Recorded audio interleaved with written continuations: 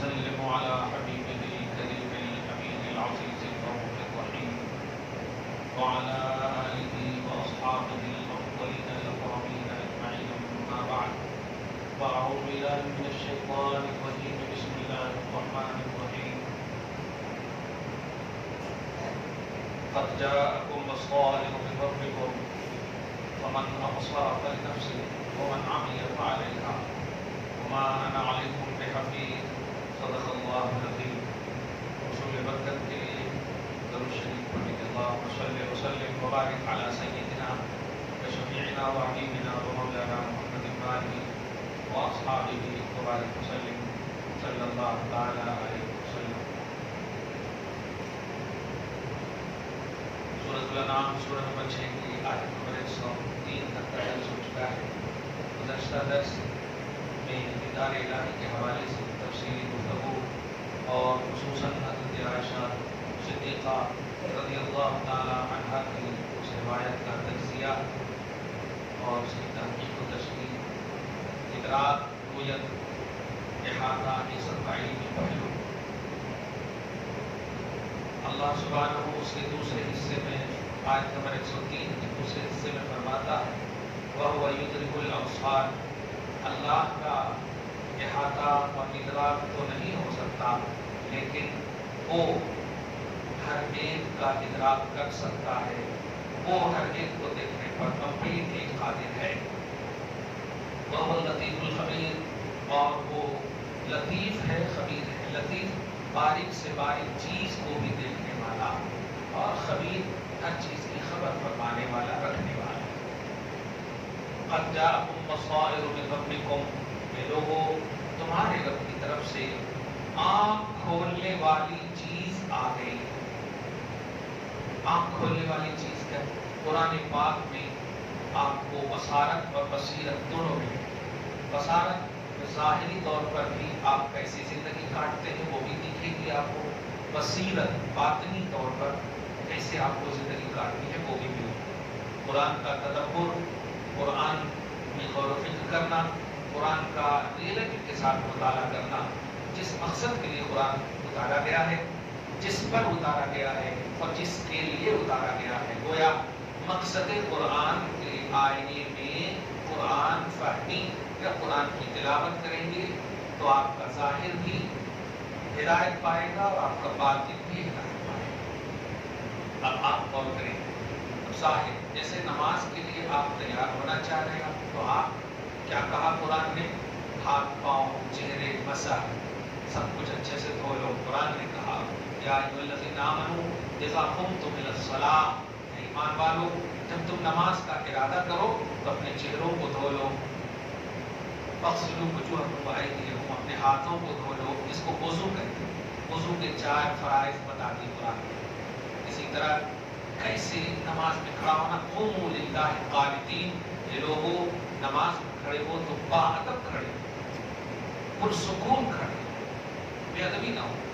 آپ دنیا داروں کے سامنے کھڑے ہوتے ہیں تو کبھی کبھی ادھر ادھر بھی اسٹائل ساری چیزیں آپ دکھا دیں، ہر چیز، موبائل بھی 1 منٹ سب کچھ یوز کر لیتے، لیکن خدا کے سامنے سب چیز کو تج کر دیتے.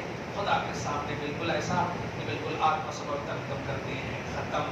اب کچھ نہیں، اللہ جو چاہے کرے گا، میں جو چاہا وہ کر رہا ہوں، یعنی اللہ کے چاہے وہ میں کر رہا ہوں، پھر بھی اللہ چاہے. اور میں تو یہی سمجھتا ہوں کہ ہر نمازی یہی چاہتا ہے کہ ہماری موت نماز میں. سبحان اللہ، اللہ پاک مخلصانہ عبادت میں ہمارا خاتمہ فرمائے، ہمیں موت نصیب فرمائے.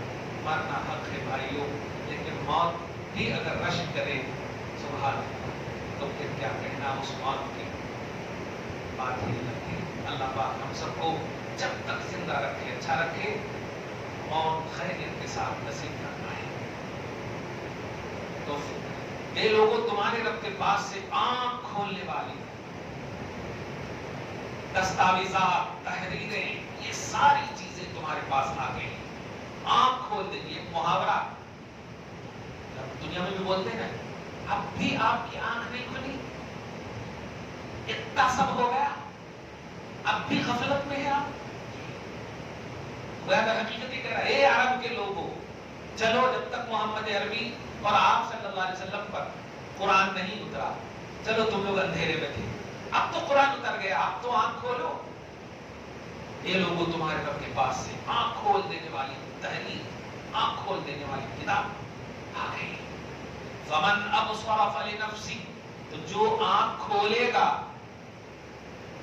فلنفسہ، تو اس کا ثواب اس کو ہی ملے گا، وہ اپنے لیے کرے۔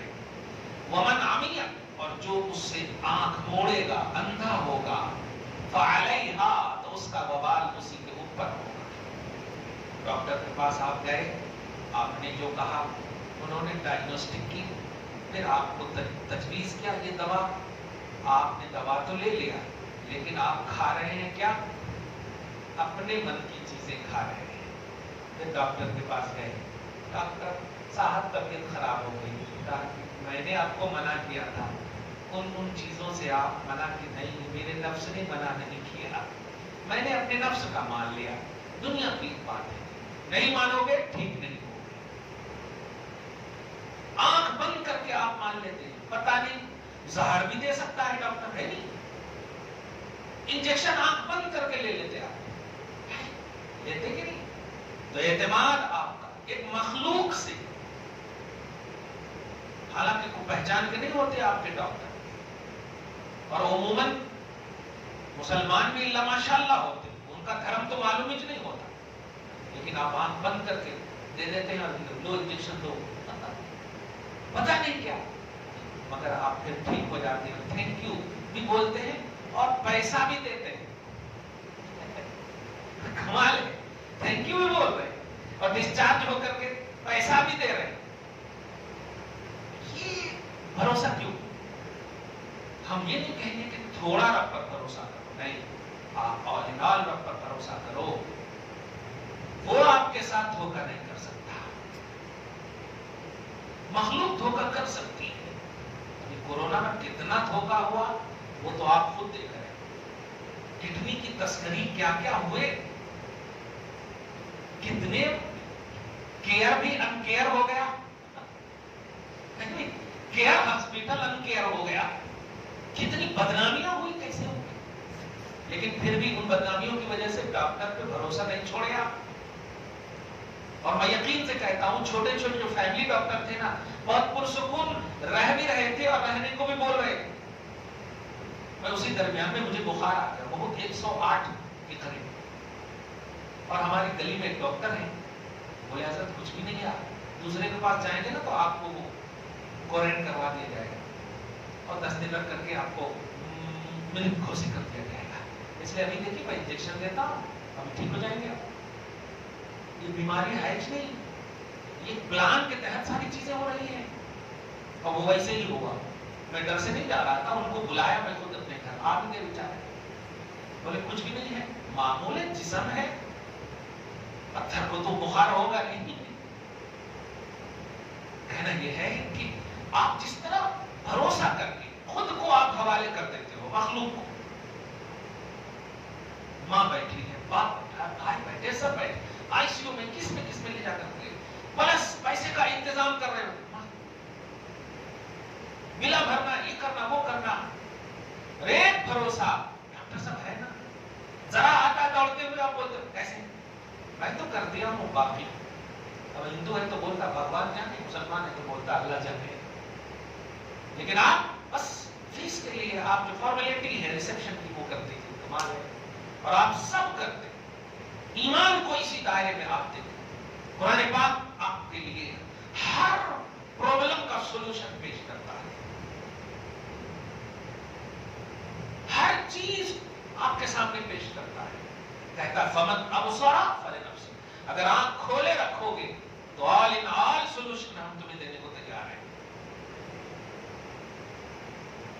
صحابہ کرام میں سے کسی نے تو آج تک اعتراض نہیں کیا کہ یہ آیت یہ کیوں ہے، وہ کیوں ہے، ایسا کیوں ہے، ویسا کیوں ہے، یہ دیکھیے بھروسہ دیکھیے۔ ہجرت کر کے مکہ سے جب مدینہ گئے وہ صحابہ، بہرحال واقعہ جیسا بھی ہو، تو وہاں کا کلائمیٹ سیٹ نہیں ہوا، کچھ پھوڑے پھنسی ہو جاتے نا، سیٹ نہیں ہوا۔ اب آپ بتائیے، تو ڈاکٹر کے پاس جانے کی نوبت ہونی چاہیے نا، नबी पर भरोसा देखिए साहबा। ये हो गया ना, अच्छा कमाल ये है कि सहाबा का तो हुआ है, मुस्तफा को नहीं हुआ। अल्हम्दुलिल्लाह, अल्लाह पाक हर उस आयब से भी नबी को महफूज रखता है जो मखलूक में नफरत का सामान करे। अब अगर किसी के पास खुजली ये सब हो जाए तो आप मिलने से बचने की कोशिश करते हैं, तनफ्फुर पैदा होता है। हुजूर पाक सल्लल्लाहु अलैहि वसल्लम को इससे भी अल्लाह पाक ने पाक साफ रखा। सुभान अल्लाह। हुजूर पाक सल्लल्लाहु अलैहि वसल्लम ने फरमाया, लोगों ये मिट्टी है ना, यहाँ से लेकर के यहाँ तक की मिट्टी खुरचो, उसमें थोड़ा लुआबे दहन डाला और कहा ये मिट्टी लगा दो, शिफा मिल जाएगी। और आज तक सुबह क़यामत तक खाके शिफा का उन्वान रखते हो। वो वही खाके शिफा है जिसका पस मंजर भी है। खाके शिफा का उन्वान रखते हैं ना। खाके शिफा बोले तो ऐसी मिट्टी, खाक माने मिट्टी, शिफा बोले तो जिस मिट्टी से शिफा मिलने वाली। अब तो खैर वहां की हुकूमत ने वो घर वगैरह और कंस्ट्रक्शन के काम सारी चीजें कर दी, अब नहीं है वो सब बंद कर दिया। अब तो पूरा वसी हो गया ना। मगर आप सोचे आज भी वो कॉन्सेप्ट है खाके शिफा का। क्या था, मिट्टी लगवा दिया और हो गया। आज भी आप किसी हकीम के पास जाइए, दवा के बारे में सुनेंगे ना तो आप कहेंगे जी नहीं, इससे बनता क्या जी। हमारे एकदम करीब के रिश्तेदारों में से है, और वो गोभी वगैरह होता है, गोभी, फूल गोभी के पत्ते को पीस करके वो दवा बनाते हैं और कहते हैं जहरीले से जहरीला सांप भी अगर आपको काट ले, ये जरा से लगा दीजिए, चूस लेगा वो। और ऐसा हुआ, जितने लोगों का ऐसा होता है ना, बिच्छू काटे सांप काटे, वो जरा से लगा देते एकदम ठीक हो जाता है। अल्लाह पाक आप देखिए, बहुत पहले कहा था अल्लाह ताला ने कि हर चीज, जो चीज भी मैंने पैदा किया है उस सब में हिकमत है। अब तुम उस पर मुत्तला होने की कोशिश करो, बस तुम अपनी आंख खोलो, उस पर हिकमत तलाशो। एमबीबीएस सब कर लेते हैं लेकिन प्रैक्टिकल सबको नहीं होता, उसके लिए करना पड़ता है प्रैक्टिस। थ्योरी और प्रैक्टिकल में ये फर्क है। हमारे पास थ्योरी तो है कि कुरान में सब कुछ है, ये मतलब इजी से इजी थिंकिंग रखने वाले भी अकीदा यही रखते हैं, कॉमन सेंस वाले भी यही अकीदा रखते हैं। क्या ये कुरान में सब कुछ है, तिबयान लिकुल्लि शै, इसमें हर चीज की वजाहत है, सब कुछ है कुरान में। लेकिन जब सब कुछ है तो मिल क्यों नहीं रहा है कुछ आपको? ये कुछ इसलिए नहीं मिल रहा कि थ्योरी है आपके पास, प्रैक्टिकल नहीं है। इसलिए आपको थ्योरी के साथ साथ प्रैक्टिकली लाइफ में भी इसको यूज करना है। कोई भी हमारे पास बच्चे आते हैं फूंकवाने के लिए, कोई माए वगैरह थे, निकलता हूं मस्जिद से कभी तो फूंक दीजिए ना, बुखार ये हो रहा, फूंक तो देता हूं लेकिन एक वजीफा बोल देता हूं, मां हो रहा है, कल के दिन नहीं आना। 7 दिन तक फजर की नमाज पढ़ करके आप सूरह फातिहा हाथ में दम करके पूरे जिस्म पे फेर देना या उनके माथे पे हाथ रखना, सूरह फातिहा पढ़ते रहना। नहीं ठीक हुआ तो आना, ठीक होने के वास्ते नहीं आना, नहीं ठीक हुआ तो आना। और ऐसे ही हो जाता है। ये प्रैक्टिकल लाइफ में अपने आप को बताइए, ये मुबारक किताब है, शिफा वाली किताब है। ये अल्लाह पाक कह रहा है और आप अकीदा भी रखते हैं कि बिल्कुल ये वाली नॉन सच्ची किताब है। हर किताब मिट गई, हर किताब चल सकती है, कानून के जरिए से, अपनी पावर के जरिए से, अपने इक़्तिदार के जरिए से इतिहास भी मिटने की कोशिश की जा सकती है। लेकिन कुरान हर जगह कुरान ही है, कुरान हर जगह कुरान ही है, वो कोई बदला है नहीं और बदलेगा भी नहीं। गोया ये गैरों के लिए भी कुरान है, अपने लिए भी कुरान। गैर इससे फायदा नहीं उठाते, अपने हम फायदा उठाता, अपन लोग भी फायदा नहीं उठाते। कुरान जो आज का है, लोगों तुम्हारे पास आंख खोलने वाली तहरीर आ गई। एक दिन कोशिश कीजिए ना, एक दिन कोशिश करेंगे तो 0% समझे सक्सेसफुल होंगे। पहले दिन आप नए क्लास में जब जाएंगे तो कुछ भी समझ में नहीं आता, तो क्या क्लास छोड़ देंगे हमेशा के वास्ते? नहीं, बड़े लोग जो होंगे आपके घर वाले कहेंगे अरे फर्स्ट डे है यार, जाओ ना, शुरू हो ना, देखो ना, होते हाँ अब जरा समझ में आ रहा है। अब देखो ये होता है, कतरे कतरे ऊपर से बरसते हैं, 10 मिनट के बाद देखो तो पूरे तालाब भर जाते हैं। اوپر سے پورا تالاب نہیں گرتا، ایک ایک قطرہ گرتا ہے نا. 10 منٹ کے بعد آپ دیکھو تو پورے سڑکوں پہ پانی بھرے سوئے. یہ ہے ہماری پریکٹیکل لائف کا ایک فارمولا. کوشش کیجیے آپ جس بھی مقصد سے آپ پڑھیں. آپ سوچیں نا ایک نبی سے ٹچ ہے پانی. نبی فرماتے ہیں کہ جس بھی مقصد کے لیے آب زمزم استعمال کیا جائے اللہ وہی تاثیر اس میں عطا کرتا ہے.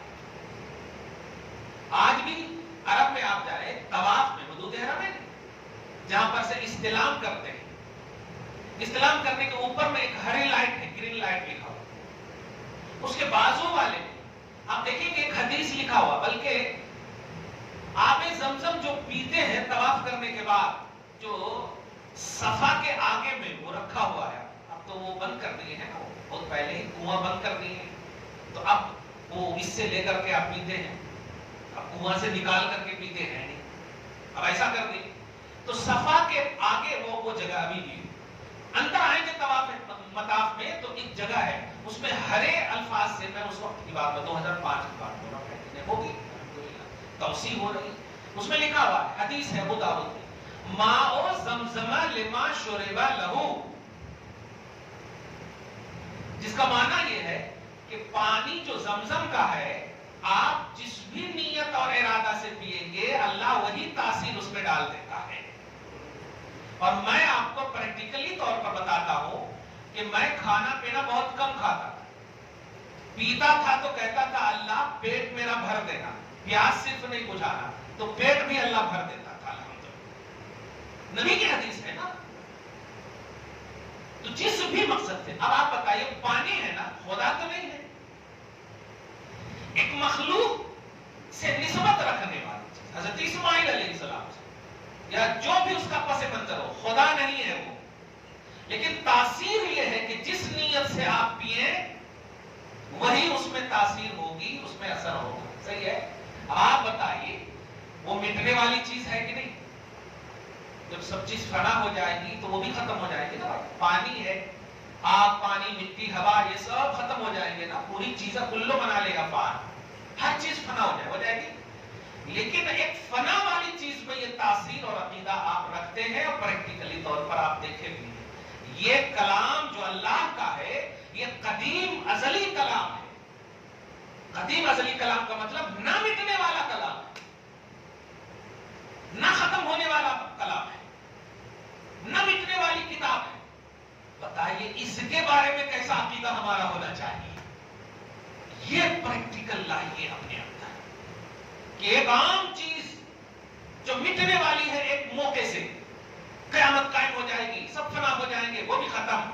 لیکن یہ کلام پاک کا بھروسہ کبھی ختم نہیں ہوگا. یہ اللہ کا قدیم کلام ہے، ازلی کلام ہے، نہ مٹنے والی ذات کی نہ مٹنے والی بات ہے.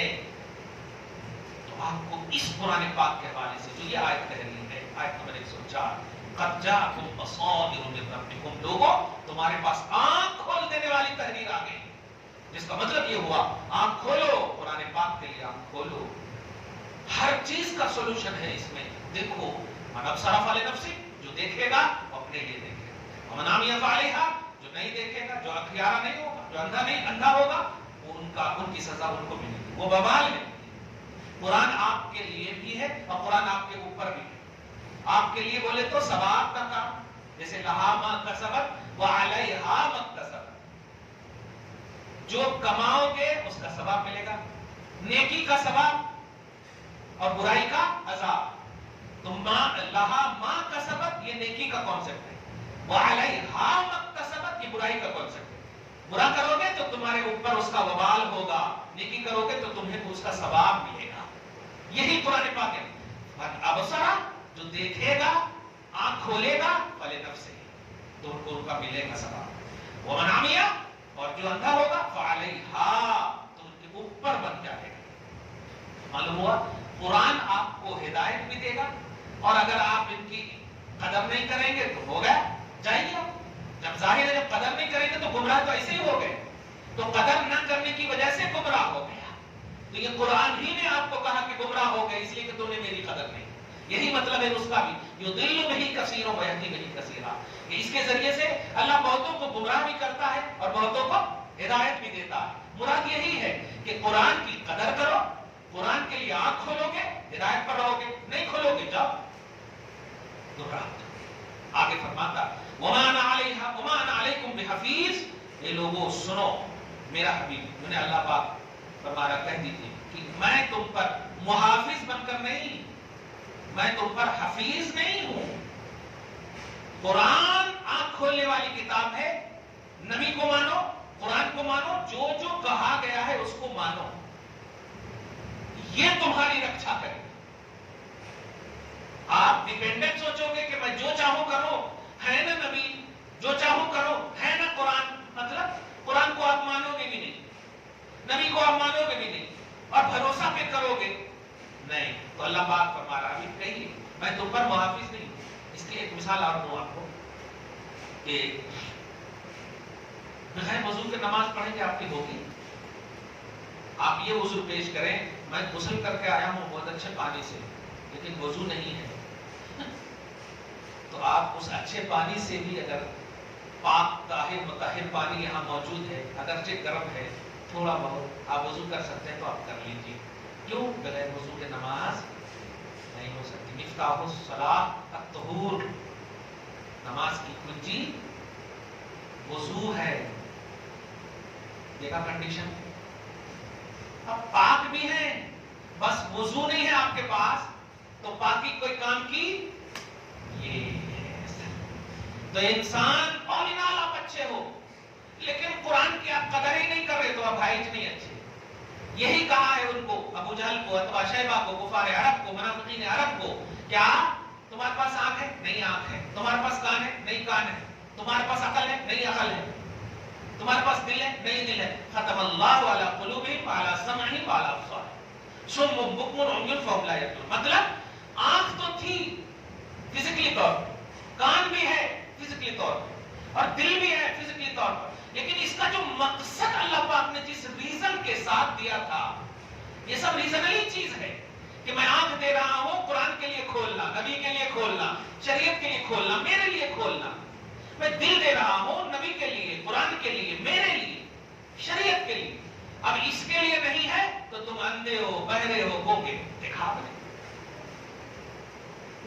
اور ایک بات بڑی اچھی اہم بات یاد آ گئی مجھ کو، ایک صحابی ہے حضرت عبداللہ ابن ام مکتوم، اب سورہ عبسہ و تولی ہے نا، پارہ نمبر 30 میں، سیکنڈ سورہ، تھرڈ سورہ، سورہ نازعات کے بعد عبسہ و تولی، صحیح ہے؟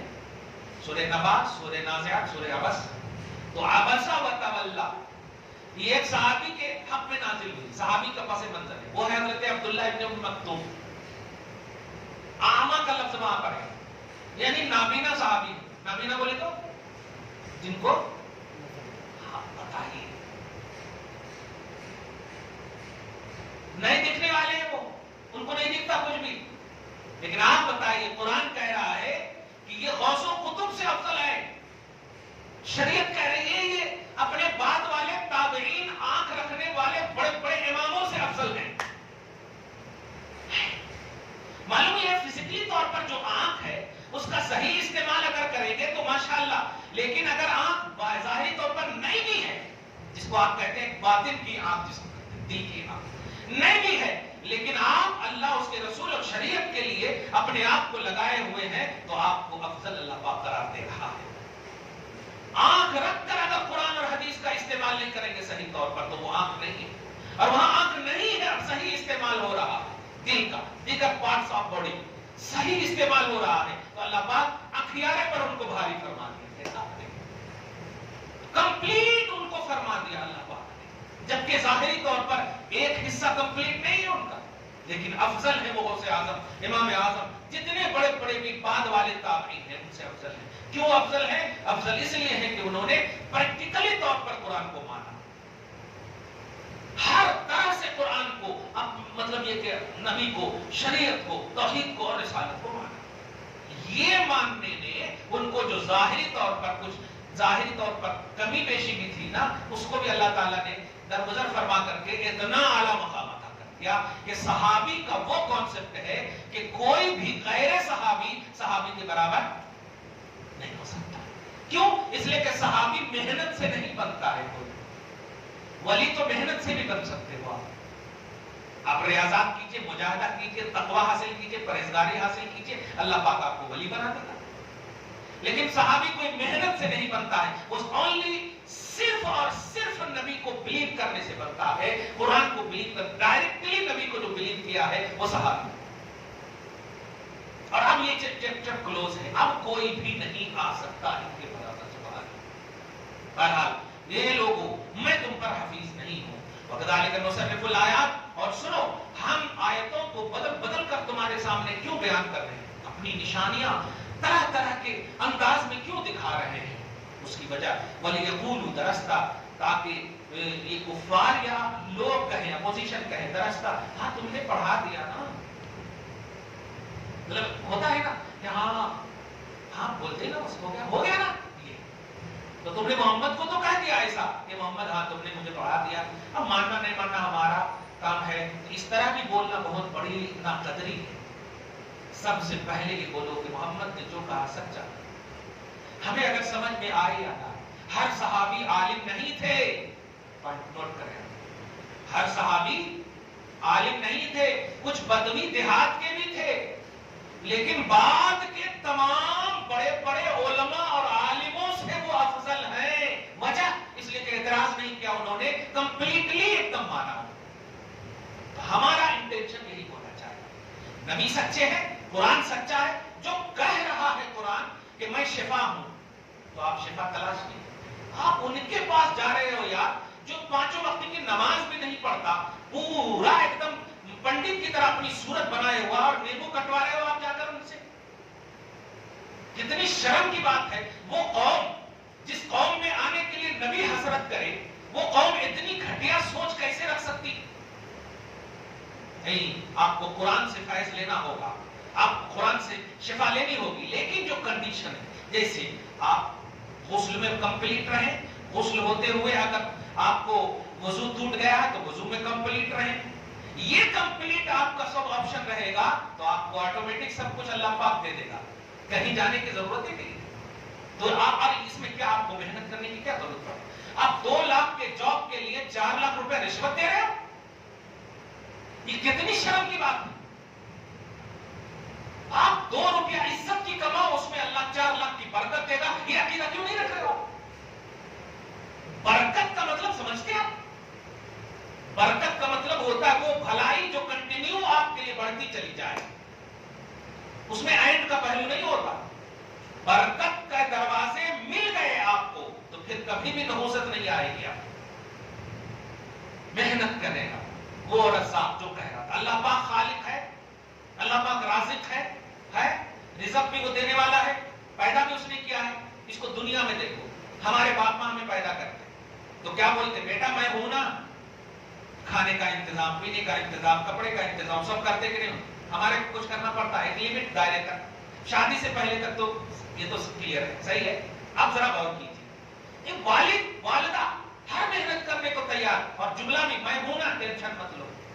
सवाल ये है, अल्लाह ने आपको पैदा किया, अल्लाह ने आपको ऐसा क्यों नहीं कहा, बंदे मैं हूं ना, कुछ मत कर। अल्लाह पाक फरमा रहा, मैं रज़्ज़ाक़ जरूर हूं, लेकिन ऑर्डर करता हूं कि अपनी जॉब तलाश हो जाए, अपना रिस्क तलाश हो जाकर के। कभी इस पर गौर करें आप? फंस जाते हैं तो बोलते हैं कि आजमाइश है, तकलीफ है, परेशानी है। अल्लाह फरमाता फ़इज़ा क़ुदियतिस सलाह फंतशिरू फिल अर्ज़, नमाज पढ़ लिए, हाँ चल जमीन में तलाश जा करके मेरा रिस्क। नमाज जब पढ़ लिए तो अब तो ये होना चाहिए, अल्लाह मैंने तेरी मान लिया ना, अब तो मैं बैठा हूं रिस्क उतारना। नहीं, मोहम्मद अरबी की उम्मत हो, तुम्हारा स्टेटस हो, तुम फिजिकली तौर पर भी सही रहो, जाओ जॉब तलाशो, जाओ रिस्क तलाशो। रब कह रहा है मेरा फजल तलाशो जा करके। नमाज पढ़ लिया आपने, हर इबादत कर ली उसकी आपने, इसका मतलब क्या हुआ कि अल्लाह रूहानियत और जिस्मानियत दोनों में चाहता है कि आप एक्टिव रहो, आप डिपेंडेंट रहो, आप लो क्वालिटी के डरो, मेहनत करो, मशक्कतें करो। वही कहा मैंने 2 दिन पहले भी, एक शख्स आकर के घर में खजाना करते हैं हजरत, तो कौन कर दे, انہوں کہتے ہیں کیا کہتے ہیں وہ 50,000. میں نے کہا ان کو آل ان آل لینے کے لیے بول دو, خزانہ تو نکالنے بولو. کیا بے وقوفی ہے. ارے گھر میں خزانہ ہوتا, ان کو نکالنے آتا تو تیرے کو کہیں بولتا, اندر اندر نکال لیتا نا وہ گھر سے. تمہارے کو بول رہا.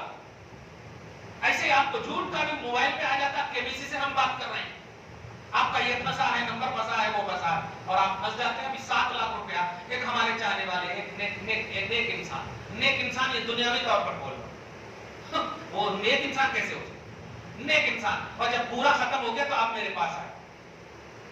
کیا ان کا موبائل بند ہو رہا ہے تو کیا کروں میں؟ قابض داروں کے موبائل کھول لیں, وہ چپس ری اوپن کر لیں, کیا کر رہے ہیں وہ, کیا کروں میں؟ پہلے سوچنا تھا نا آ کر کے, میں نے باخبر نہیں کیا تھا.